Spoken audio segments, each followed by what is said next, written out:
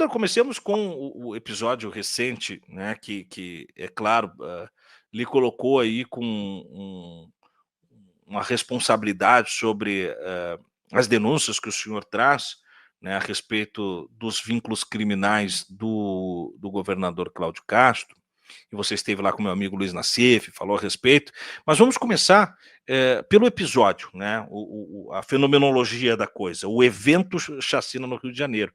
Como é que o senhor avaliou a operação do Cláudio Castro em todas as etapas, né? A premeditação ali, o processo de mentoria da ação, a execução da operação e os efeitos colaterais dela após acontecimento.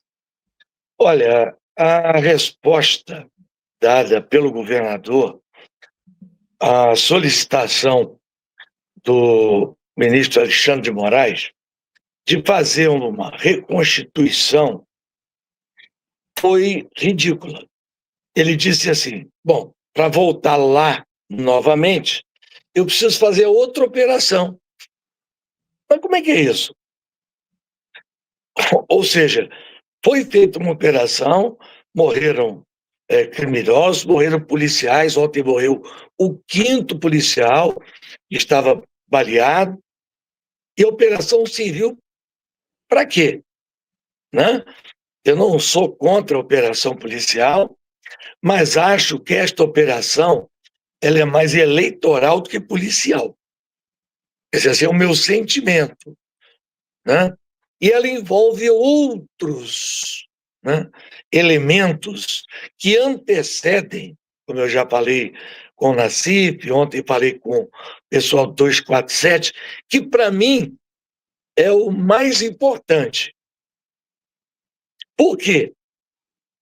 Eu vinha denunciando com constância a corrupção do governo Cláudio Castro em várias áreas, inclusive na polícia, onde ele fez um loteamento. Né? Deixou que deputados indicassem comandante de batalhão, delegado de polícia, chefe da Polícia Civil. Bem, e vinha denunciando paralelamente o envolvimento do governo, não das polícias só, e nas polícias você sabe que sempre teve. Né? Não vamos ser ingênuos, qualquer governo tem policial envolvido com crime. Né? Civil, militar, federal. Agora, há pouco tempo mesmo foi preso um policial federal que passava informações para PCC, na Operação Carbono Oculto. Então, o que houve no Rio foi a subida de patamar. Né? O crime deixou de ter um envolvimento com o aparelho policial para ter envolvimento com o governo. Né? Eu já desconfiava por alguns acontecimentos, né, que deixaram assim muito nítida essa situação. Ainda no governo Cláudio Castro, um dos homens da contabilidade do Comando Vermelho, um criminoso chamado Abelha, saiu pela porta da frente do presídio, mesmo tendo contra ele prisão decretada. Aí entrou uma polêmica, foi ou não foi erro do aparelho policial, da justiça, enfim. Bom, ele saiu. Né? Aí eu já estava desconfiado que haviam muitas operações contra o terceiro comando, algumas operações contra a milícia e o Comando Vermelho recuperando o território. O Comando Vermelho invadindo outros territórios. Mas, eu digo, bom, pode ser coincidência, né? Podem ter escolhido, né, um tipo de atuação, né? Um tipo de crime para combater. Aí tem um segundo episódio que me deixa mais, assim, no indicativo de que essa aliança estava acontecendo. Um congresso médico realizado no Rio de Janeiro, o Congresso Médico Brasileiro, 4 médicos descem para tomar ali uma cervejinha à noite, um calçadão ali na Barra, num quiosque, passa uma moto. Essa moto era de integrantes do Comando Vermelho e eles desconfiam que um dos 4 médicos, que lamentavelmente era irmão da deputada, inclusive, Sâmia Bonfim, né, ele era um miliciano que acabara de ser solto. A semelhança, inclusive, é muito grande. Se você olhar a foto dos dois, são muito parecidos. Então, eles retornam e disparam contra os 4 médicos. 3 morreram. Inclusive, se achava que era miliciano e era médico. Bem, um escândalo, né? O médicos do Brasil inteiro, grande repercussão. O Comando Vermelho descobre que o cara que morreu por causa da repercussão não era o miliciano. Então, o Comando Vermelho prende os seus integrantes que cometeram o erro, anunciam que vão fazer um julgamento, tudo isso público, e depois executam os 2 que cometeram o crime.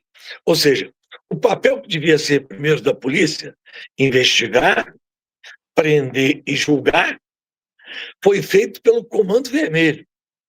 Isso tudo divulgado, a imprensa sabendo, ao ponto de que se dizia que o Comando Vermelho, através do seu porta-voz, não existe isso. Isso é um absurdo. Numa sociedade como a nossa, o cara ser porta-voz de uma organização criminosa. Mas eu ainda assim falei, bom, tem que ter muito folclore, né? A gente sabe que às vezes tem colegas nossos que exageram. Eu também sou jornalista, né? Fiz a minha carreira toda no rádio e no jornal, né? Bom, aí vem um episódio que me deixou assim, de cabelo em pé. O governador convoca para ser seu secretário o filho do ex-deputado Pisciani, que era deputado, e assume o suplente dele. Quem é o suplente dele? T.H. Joias, sabidamente ligado ao tráfico de drogas. Bom, ele de suplente vira deputado titular.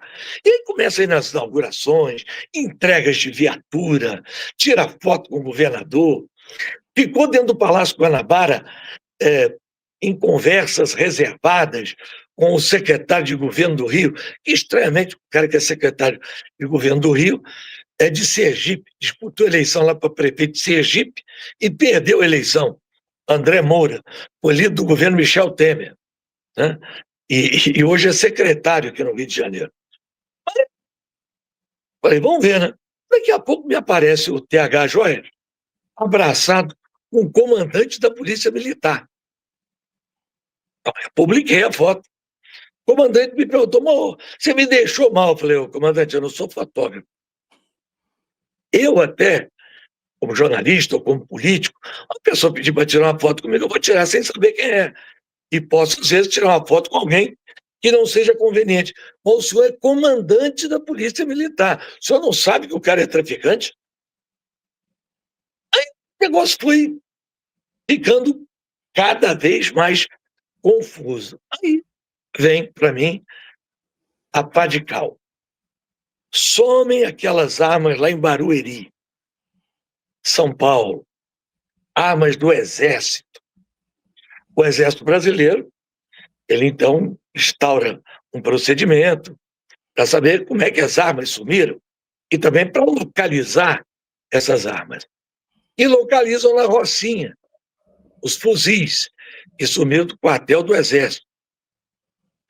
Preparam uma operação na qual iria acontecer o seguinte: o Exército cercaria a Rocinha e a Polícia Militar do Rio de Janeiro subiria e recuperaria os fuzis roubados.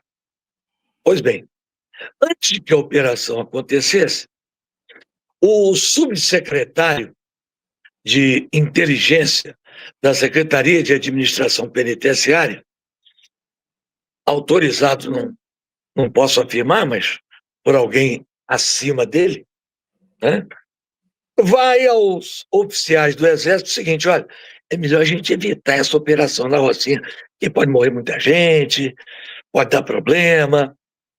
Então, nós temos que pegar o fuzil. Não, eu controlo lá o sistema penitenciário, né? Tanto que ele foi até promovido de subsecretário de inteligência, ele agora é subsecretário-geral, né? E ele propõe aos oficiais do Exército, e para minha decepção, eles aceitam, ir até a cela de uma autoridade do Comando Vermelho para que fosse entregue o fuzil sem precisar de operação. Mas quando eles vão entrar, não avisaram o policial penal que estava na portaria do presídio. Quando os oficiais do Exército, né, colocaram lá o dedo e se apresentaram como policiais penais, né, de outro presídio, o policial penal falou: não, vocês não são Bruno e Lima. A digital de vocês não bate, porque a portaria de presídio é unificada, né? Aí começou aquela confusão, ele dá voz de prisão, um policial penal, a 2 oficiais do Exército Brasileiro. E aí aquele bate-boca, eles não podiam falar o que estava acontecendo, né? Aí chamam o subsecretário, o diretor do presídio, começa uma reunião ali, né? E aí decidiram o seguinte: ó, isso aqui é uma operação secreta, sigilosa, que não pode vazar, senão vai pegar muito mal para o governo do Estado e para o Exército Brasileiro. Então, fica na sua aí que eu vou entrar com eles. O policial, para se garantir, foi lá no livro e anotou tudo. Por isso que eu consegui saber o que tinha ocorrido. Foi lá e escreveu, né? No dia tal, a tantas horas. Bom, e eles foram lá, conversaram com a autoridade do Comando Vermelho, e o cara falou: não precisa fazer operação, não. Amanhã vocês vão lá em Jacarepaguá, na rua tal, vai ter um carro encostado lá, placa tal, o fuzil vai estar lá dentro. E assim aconteceu e ninguém foi preso. Isso é o quê? Aí no caso do TH Joias, especificamente, né, eu estava desconfiado, né, eu vi fazendo matéria de cunho investigativo. Eu estava fazendo uma outra matéria ligada ao presidente da Alerj, Rodrigo Bacelar, que é colado com o governador, até poucos dias eram super aliados. Dizem que eles estão brigados, eu não acredito, mas dizem que estão, né? De uma foto que haviam me mandado, ele descendo num campo de futebol na cidade de Natividade, e no helicóptero eu pedi o prefixo, me mandaram a foto.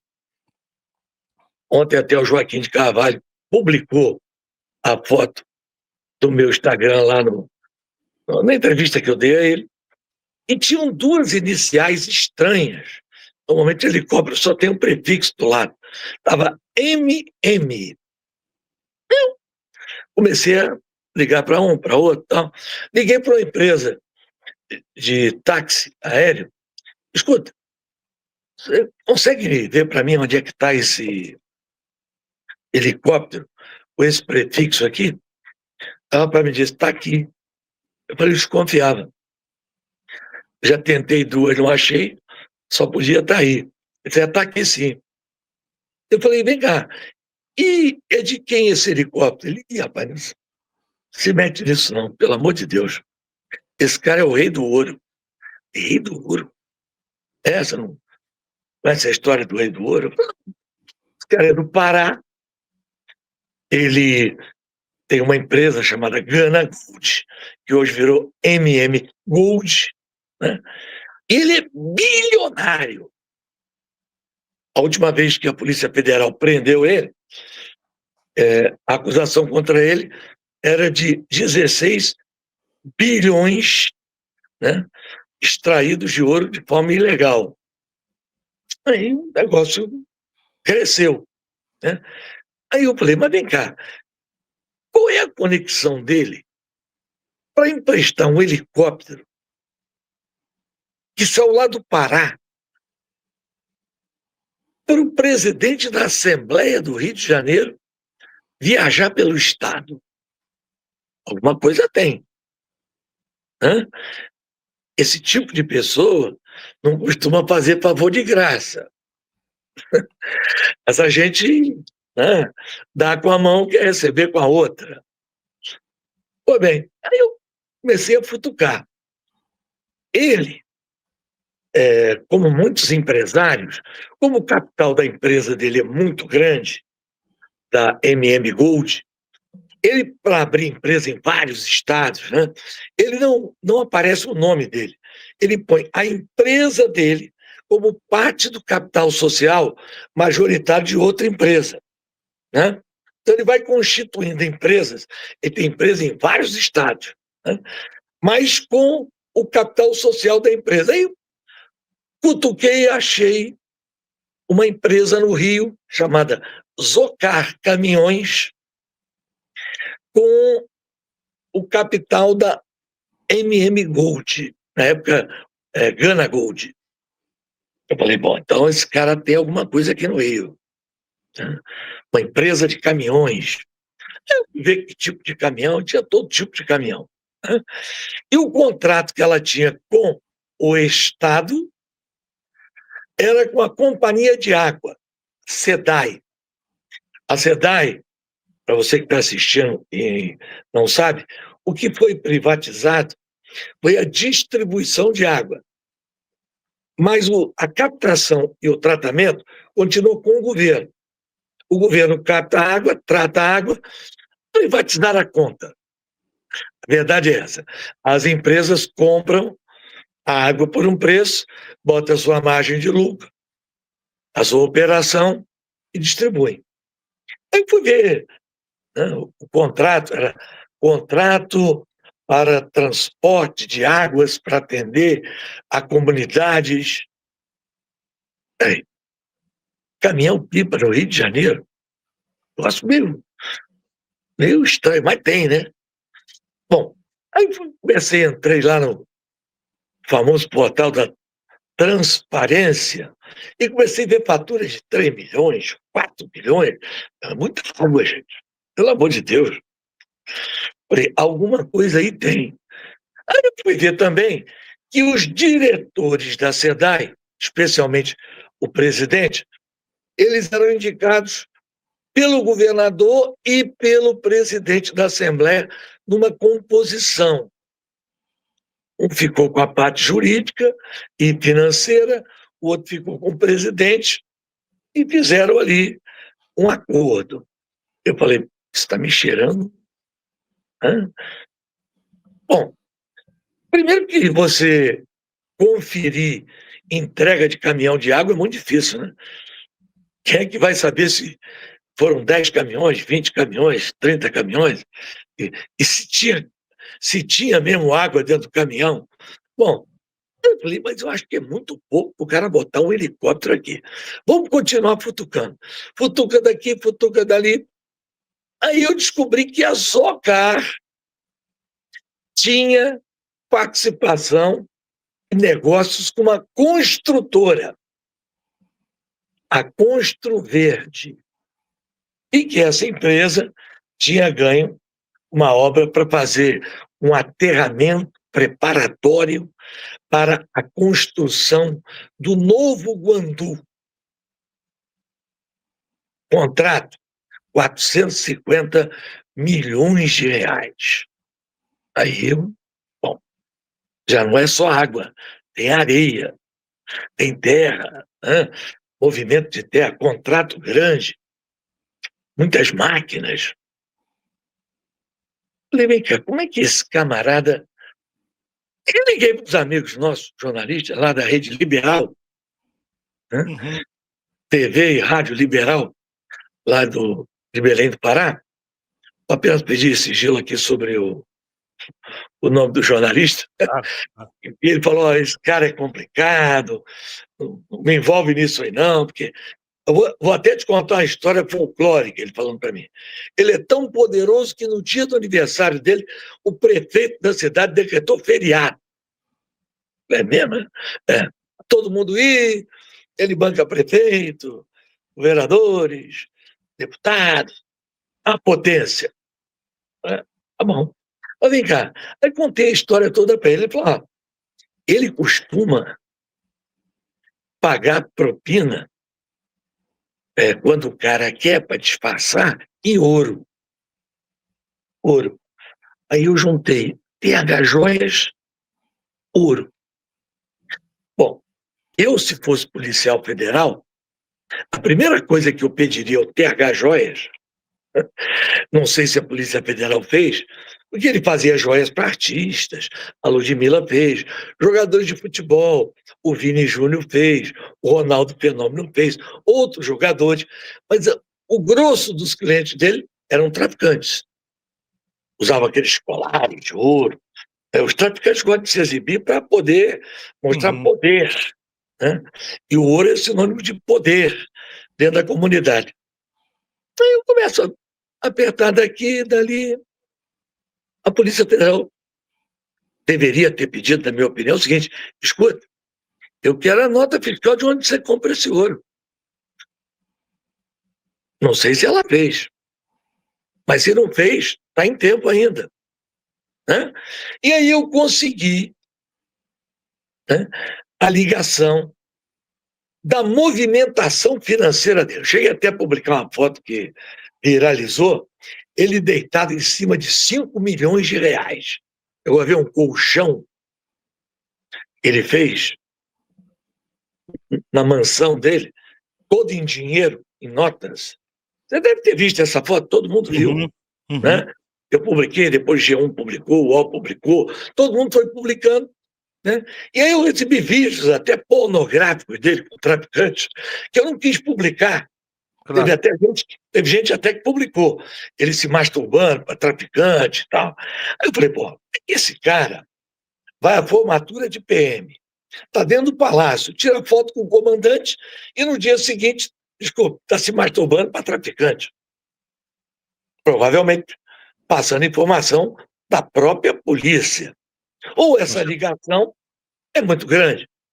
Eu, como ando protegido por policiais, não porque eu tenha sido ex-governador, o Ministério Público me considerou uma pessoa ameaçada de morte. Né? Então, eu tomei vários tiros, não acertou em mim, acertou no carro, né? E pegou de raspão lá no segurança lá. Mas, então, eu falei: bom, vamos ver o que vai acontecer nessa história. Então, eu comecei a bater no TH Joias. É um absurdo, comandante da PM, governador, presidente da Assembleia, e o cidadão está todo dia em foto, dentro do palácio, o secretário de governo, o secretário disso, daquilo. Aí fizeram uma operação, prenderam o TH Joias, finalmente. Né? Aí, logo depois da prisão do TH Joias, eu dei uma informação. Gente, o TH Joias falou, claro que não falou para quem eu disse. Eu disse: ele falou para um carcereiro. Não foi carcereiro, mas eu também não ia dizer quem era. Claro. A gente tem que usar uma certa flexibilidade. Né? Ele falou para um carcereiro que, se não soltar ele até novembro, ele vai contar tudo que ele sabe. Aí veio a operação. Então, compreende que o que antecede a operação é mais importante que a operação? Aqui no Rio, o crime organizado está instalado no governo. Você tem na Assembleia deputado ligado à milícia, você tem deputado ligado ao tráfico de drogas, você tem deputado ligado a roubo de carro, a roubo de carga, a roubo de fio de cobre. Vendem, roubam, estocam cobre, é um material caro, e vendem. Então, a situação da criminalidade no Rio é grave porque o governador, ele caiu de paraquedas. Ele era vice. Caçaram o outro governador, acusando de corrupção, o Wilson Witzel, assumiu o Cláudio Castro. O cara tinha sido vereador com 10 mil votos na cidade do Rio. Experiência zero de administração. De aliança política, pior ainda. Ele vai, faz uma aliança para governar, terceiriza o governo para a Assembleia e bota como responsável por essa coordenação um sujeito que devia estar preso, que é o presidente da Assembleia, deputado Rodrigo Bacelar. Um camarada que começou a carreira de deputado, está no segundo mandato, tinha uma declaração de, sei lá, 200 mil reais, comprou mansão em Teresópolis por 4 milhões, mora em uma cobertura dupla em Botafogo, né? Dupla em frente ao palácio da cidade, e diz que paga 2 mil reais de aluguel, e o pior é que tem gente da empresa que acredita. Nem o IPTU dele vale isso. Mas, né, o Ministério Público que tinha arquivado um procedimento contra ele por enriquecimento ilícito, o Conselho Superior, depois que eu comecei a divulgar outras coisas, porque tem muita coisa, comprou, vou até dar a exclusividade aqui para você, acabou de comprar uma fazenda nessa cidade de Natividade, e olha agora a gravidade. Ele está construindo em Campos, que é a cidade dele, e a minha também, ele está construindo um clube privado, que tem campo de golfe, que tem campo de futebol society, claro, né? Que tem sauna, piscina. É um absurdo, é um descaro. Isso Bacelar. É, na cara de todo mundo. O presidente da Assembleia do Rio, que é o elo de ligação do governador com o Comando Vermelho. Por quê? Porque é um cidadão aqui no Rio que lava o dinheiro do Comando Vermelho através dos seus postos de gasolina. E esse camarada, quem foi advogado dele quando ele foi preso, numa denúncia que eu fiz sobre uma firma que ele montou, um morto. O dono da firma era um morto. Eu descobri que o cara era morto, né? Aí ele foi preso. O advogado dele foi o Rodrigo Bacelar. Ele foi, individualmente, esse empresário, o maior doador de campanha do Cláudio Castro. Esse é o imbróglio que está aqui.